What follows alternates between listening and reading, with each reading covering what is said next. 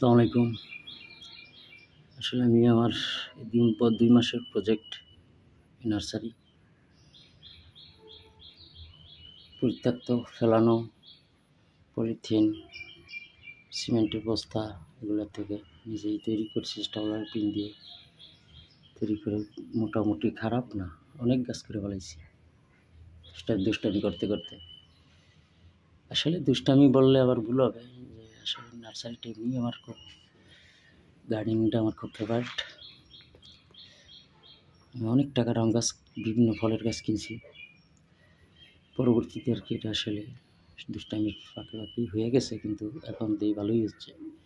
এটা করতে এসে একটা জিনিস ধারণা, একটা চিন্তা করলাম যে এটা করতে এসে আমাকে মশায় খুব বিরক্ত করছে প্রচণ্ড পরিমাণে।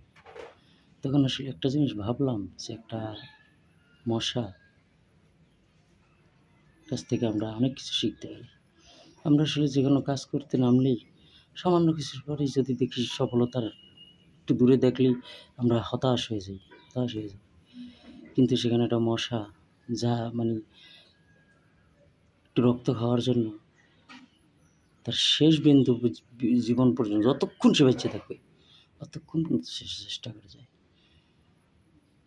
অথচ খাইতে বসেই মারা যায়।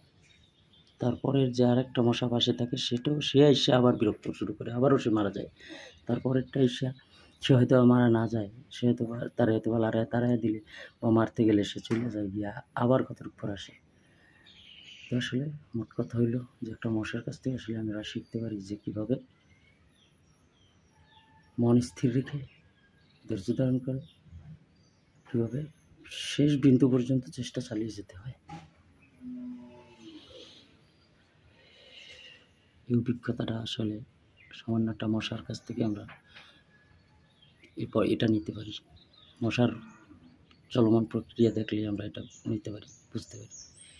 অতএব আমাদেরও আসলে চেষ্টা চালানোর কোনো বিকল্প নেই।